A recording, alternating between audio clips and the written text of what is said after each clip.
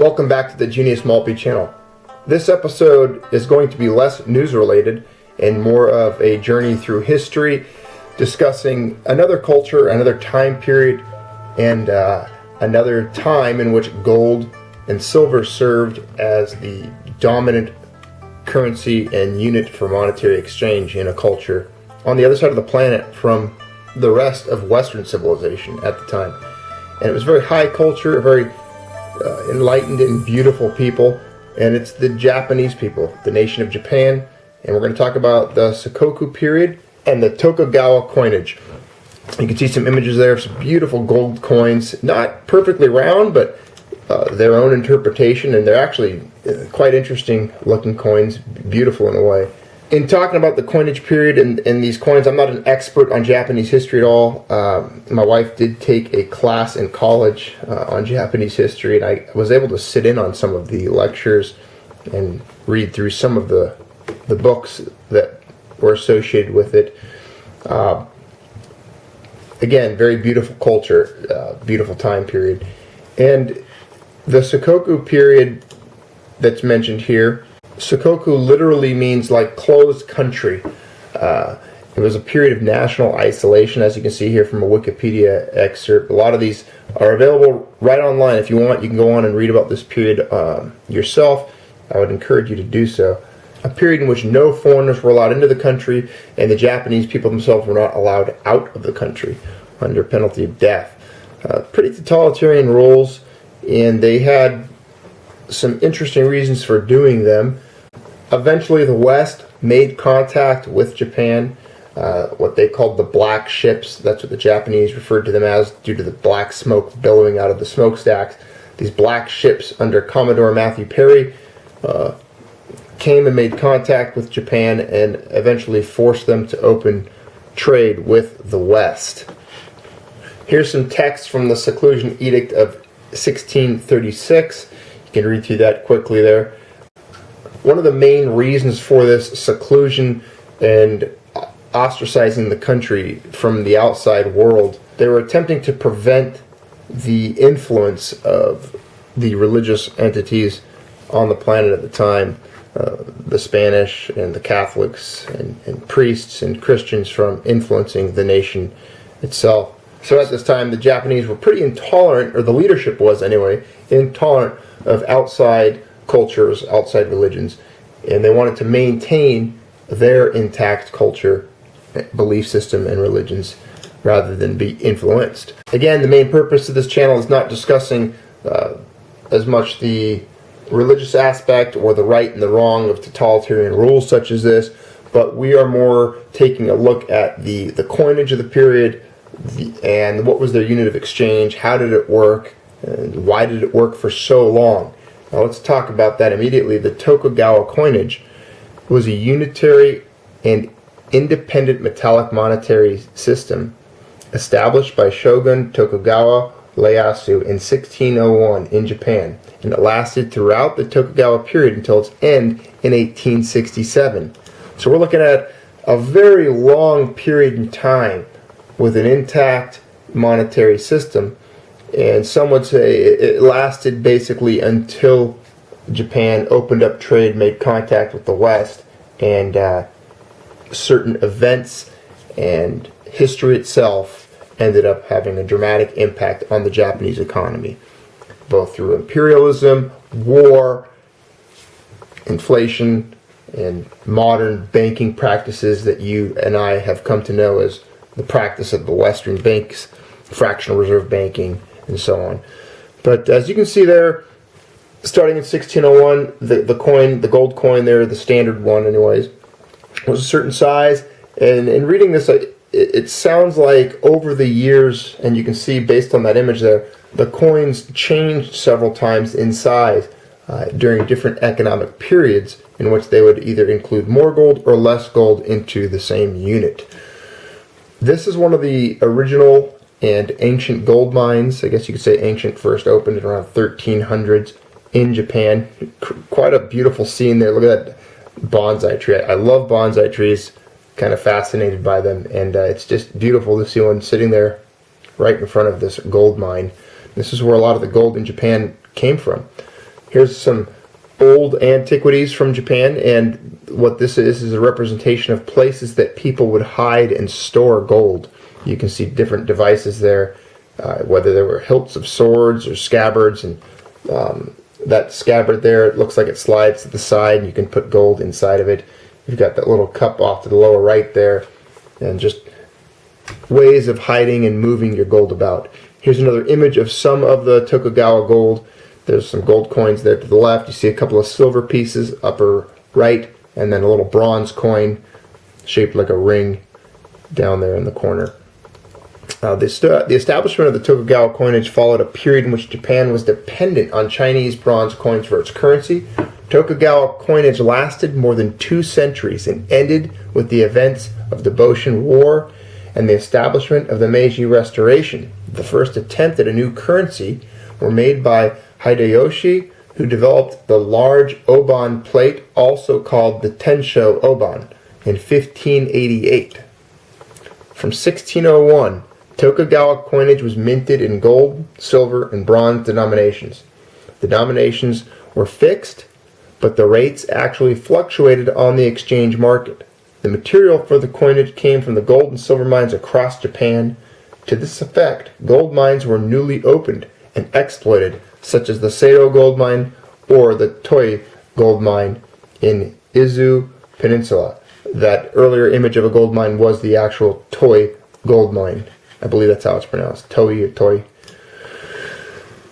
Tokugawa coinage worked according to a triple monetary standard, using gold, silver, and bronze coins, each with their own denominations. The systems worked by multiples of 4, and coins were valued according to the ryo. 1 ryo was worth 4 bu, 16 shu, or 4,000 mon. Now, don't ask me exactly what all those mean, because I do not know, but it's interesting nonetheless. And the mon was a cheap bronze coin, so 4,000 of those were 16 shu, or 4 bu. Interesting. Here's how the currency basically collapsed according to the Wikipedia article I was reading. From 1772, the silver coins had a denomination in function of their value in gold and had significantly less silver than their face value, rather than being just silver by weight, so as to cover coinage expenses, a practice known as token or fiduciary coinage and a characteristic of modern coinage. This technique was introduced later in England in 1816 with its adoption of the full gold standard. At the market rates of 1858, 10 silver units could be exchanged for 1 gold unit by weight, whereas the face value of silver units was only convertible at 5 to 1. This permitted an increase of monetary circulation without actual production of more bullion, and provided great profit, a seigniorage, for the bakufu. World ratios for silver and gold were significantly different, gold being generally valued much higher than silver at about 15 to 16 weights of silver for 1 weight of gold. As all of you know, that was the way it was here in the United States at the time. This difference motivated foreigners to bring silver to Japan to exchange it for gold at a very interesting rate. In 1858, Western countries, especially the United States, France, and Great Britain, imposed through unequal treaties, Treaty of Amity and Commerce, free trade, free monetary flow, and very low tariffs, effectively taking away Japanese control of its foreign exchange. The 1715 export embargo on bullion was thus lifted. Here's an excerpt from the Treaty of Amity and Commerce. All foreign coin shall be current in Japan and pass for its corresponding weight of Japanese coin of the same description. Coins of all description, with the exception of Japanese copper coin, may be exported from Japan. This created a massive outflow of gold from Japan as foreigners rushed to exchange their silver for token silver, Japanese coinage, and again exchange these against gold, giving a 200% profit to the transaction. In 1860, about 4 million ryos, thus left Japan. That is about 70 tons of gold. This effectively destroyed Japan's gold standard system and had forced it to return to a weight-based system with international rates. The Bakufu instead responded to the crisis by debasing the gold content of its coins by 2/3, so as to match foreign gold-silver exchange ratios. As a consequence, the Bakufu lost the major profit source of coinage, seigniorage, and was forced to issue unbacked paper money, leading to major inflation. This was one of the major causes of discontent during the Bakumatsu period and one of the causes of the demise of the shogunate. So pay attention to that little history lesson there.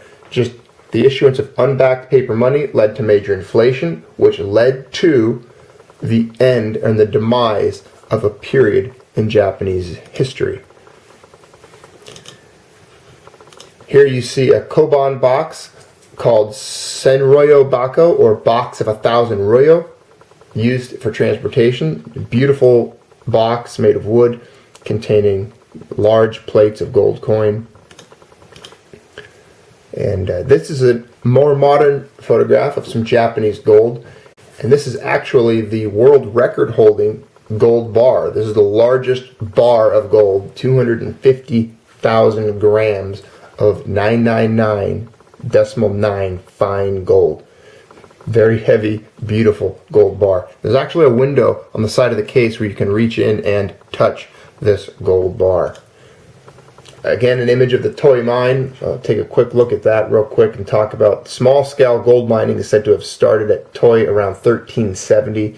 During the period of the Ashikaga Bakufu, the gold mine was operated on a large scale from the time of Tokugawa Ieyasu in the late 16th century. Several mines were opened in 1577, but Tokugawa Ieyasu endeavored to their development from 1601. He put the exploitation of the mine under the responsibility of gold mine minister Okubo. So that was an interesting, fast-paced walk through history, and it's just one more example that we can use here on the channel to discuss how gold and silver have been characters in the great play that is human history. Here you have a culture on the other side of the planet that was pretty much isolated and closed off from the rest of the world, and even in that isolated state had a very similar idea and usage for gold and silver in its role in the economy. And not only was it something that was organic, but it lasted for a very long time until outside influences occurred which destroyed its economy, causing massive inflation, unbacked currency, and ultimately a severe collapse. Alright, thanks for being part of the Junius Maltby channel. Hopefully you enjoyed this discussion today regarding the history of currency and coinage as it was during this time period in Japan.